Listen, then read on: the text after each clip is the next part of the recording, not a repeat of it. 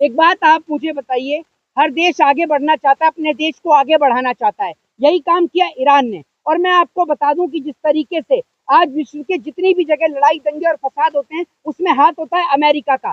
जिस तरीके से इजराइल ने देर रात ईरान के ऊपर हमला किया, उसके अंदर वहां से कई लोग भी मर गए, कई मासूम बच्चे भी मारे गए। और इससे पहले इजराइल, आप ये देखिए कितने कई दिनों से, आप जो है कई महीनों से जो है वो लगातार हमला कर रहा है। इजराइल जो है वो आपका फिलिस्तीन के ऊपर, वह छोटे छोटे मासूम बच्चों को गाजा में मारा जा रहा है। उन बच्चों का कोई दोष नहीं, कुछ नहीं, फिर भी उन बच्चों को मारा जा रहा है। तो इजराइल एक ऐसी कंट्री है जो इंसानियत और मानवता की दुश्मन है, और उसका साथ दे रहा है अमेरिका।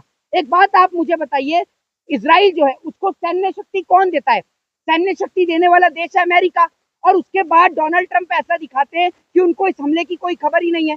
और एक चीज मैं आपको बता दूं, जिस तरीके से 1 अक्टूबर को जब इजराइल ये सोच रहा था कि वो वर्ल्ड का सबसे पावरफुल कंट्री है, कोई इसका कुछ नहीं बिगाड़ सकता, उसके भ्रम को दूर करने का काम किया ईरान ने उसके ऊपर 200 से ज्यादा मिसाइलें गिराई और दिखाया कि इजराइल अगर छोटे छोटे मासूम बच्चों को मारने का काम करेगा, फिलिस्तीन के ऊपर हमला करेगा, तो हम फिलिस्तीन के साथ खड़े हुए हैं। इसी तरीके से आज मैं आपको बता दूं कि जब ईरान परमाणु बनाने की तैयारी कर रहा था, तो इजराइल ने इसके ऊपर हमला किया है, ताकि, कहने का मतलब ये है, ताकि ईरान जो है वो परमाणु संपन्न देश ना बन सके। यही सोच है अमेरिका की कि हर कोई इसके आगे गिड़गिड़ाता रहे, अमेरिका के आगे गिड़गिड़ाता रहे। और अमेरिका ने भारत को कौन सा परमाणु बनाने दिया था? आपको याद होगा कि जब भारत परमाणु परीक्षण कर रहा था, तब उस टाइम पे अमेरिका ने क्या कहा था?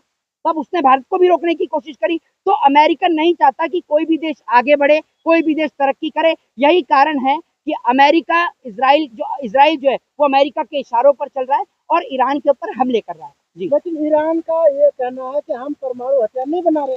देखिए एक चीज मैं आपको बताता हूँ, ईरान ने तो अपना पॉइंट ऑफ व्यू क्लियर कर दिया कि वो किसी के आगे झुकने वाली कंट्री नहीं है, वो किसी के आगे भी नहीं झुकेगा। जिस तरीके से पहले तुर्की के ऊपर 100 साल का बैन लगाया गया धोखे से, अब इनकी यही कोशिश है कि उसी तरीके से ईरान के डेवलपमेंट पर भी रोक लगा दी जाए। दूसरी बात ये, जो देश आज साथ खड़े हुए इसराइल के, वो सिर्फ डर के मारे इसराइल के साथ खड़े हुए, वरना गलती पूरी तरीके से इसराइल की है। इसराइल ने ईरान के ऊपर हमला किया, रात को हमला किया, उसके कई जो वैज्ञानिक है वो भी उस हमले में मारे गए, कई लोग उस हमले में मारे गए, जिसके जवाब में बाद में ईरान ने हमला किया। जी, लेकिन ईरान तो दुनिया के लिए खतरा है ना।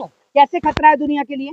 आप मुझे बताइए ना, कैसे खतरा है दुनिया के लिए? दुनिया के लिए सबसे बड़ा खतरा, और अगर कोई वर्ल्ड वॉर कराएगा तो उस देश का नाम है अमेरिका, यूएसए, जो सिर्फ वर्ल्ड वॉर कराएगा। और मैं आपको बता दूं, उस वर्ल्ड वॉर को कराने के जिम्मेदार कहीं ना कहीं अमेरिका रहेगा, क्योंकि जिस तरीके से अमेरिका के कहने पर ही आज विश्व के ज्यादातर देश चलते हैं।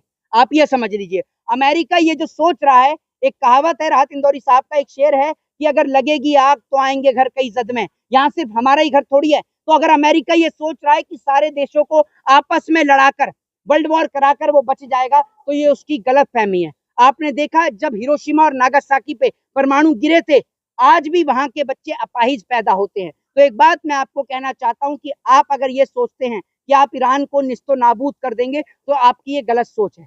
दूसरी बात ये, अगर वो परमाणु बना रहा है, परमाणु संपन्न देश हो रहा है, तो आपको तकलीफ क्या है? आपके पास कितने परमाणु है? आपके पास तो सबसे ज्यादा परमाणु आपके पास है। और दूसरी बात, इसराइल के पास भी परमाणु है। अगर ईरान बना लेगा तो आपको तकलीफ क्या है? लेकिन आरोप ये लगाया जा रहा है इसराइल की तरफ से कि ट्रंप की हत्या करना चाहता है ईरान। आप एक बात मुझे बताइए, क्यों करना चाहेगा? अभी आप मुझे बताइए ना, क्यों करेगा किसी की हत्या? और आप मुझे बताइए कि हत्या करने के लिए परमाणु की जरूरत है? तो ये एक बेवकूफी भरी बात है जो इजराइल की तरफ से आई है। इजराइल सिर्फ ये चाहता है कि वो फिलिस्तीन का साथ देने वाले देशों को खत्म कर दे, बस वो यही चाहता है। ये ट्रंप कह रहे हैं कि आखिरी मौका है ईरान के पास कि वो सरेंडर कर दे बिना शर्त के। नहीं तो आप मुझे बताइए ना, क्या सरेंडर कर दे, जब ईरान ने साफ मना कर दिया कि वो परमाणु बना ही नहीं रहा है। ईरान ने तो साफ मना किया कि वो परमाणु बना ही नहीं रहा है, तो किस बात के लिए सरेंडर कर दे और किस चीज के लिए सरेंडर कर दे? इस सवाल का आप मुझे जवाब दीजिए। और इसराइल को तो सरेंडर करने के लिए नहीं कहा अमेरिका ने, जब वो छोटे छोटे मासूम बच्चों को मार रहा था। देखा ना लॉस एंजलिस का क्या हाल हुआ? एक चिड़िया ने पूरा को तबाह कर दिया, क्योंकि वो लोग वहां खुशियां मना रहे थे, और कैसे खुशियों को आग लगी वो पूरे देश ने देखा। तो आप अगर छोटे छोटे मासूम बच्चों के मरने पर चुप रहोगे, तो आप मुझे ये बताइए कि आज आपके साथ कौन खड़ा है? लेकिन इसराइल तो पीड़ित है ना। कहाँ से पीड़ित है? किसके लिए पीड़ित है? इसराइल वो कौम है, वो लोग हैं ये इसराइल, जो बेवजह लोगों को मारने का काम करते हैं। उन छोटे छोटे मासूम बच्चों का क्या दोष, जिन्हों को आप मार रहे हो? उनको तोप से उड़ा दे रहे हो, उनको मार दे रहे हो डायरेक्ट। उनकी क्या गलती मासूम बच्चों की, जिनको आपने मारा गाजा के अंदर? उनका क्या दोष? लेकिन पहले फिलिस्तीन के आतंकवादियों ने तो हमला किया था ना। देखिए एक चीज मैं आपको ये बताता हूँ कि ये जो है ये उनकी जमीन पर कब्जा करके बैठे हैं और उन्हीं को मार रहे हैं। और ईरान, चलिए मुझे बता दी, चलिए ठीक है आपकी बात मान लेते हैं गाजा को लेकर, लेकिन मुझे बताइए ईरान की क्या गलती जो ईरान के ऊपर हमला किया?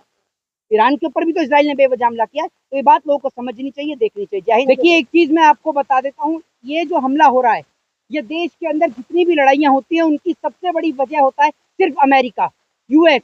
वो देश जो कभी किसी का सगा नहीं हुआ, उसने कभी किसी का साथ नहीं दिया। अभी आप ये देखिए किस तरीके से डोनाल्ड ट्रंप चिल्ला चिल्ला कर बोल रहा था कि मैंने जो है वो भारत और पाकिस्तान के बीच सीज फायर कराया, लेकिन प्रधानमंत्री इस बात को नकारते हैं। दूसरी बात ये कि जिस तरीके से लगातार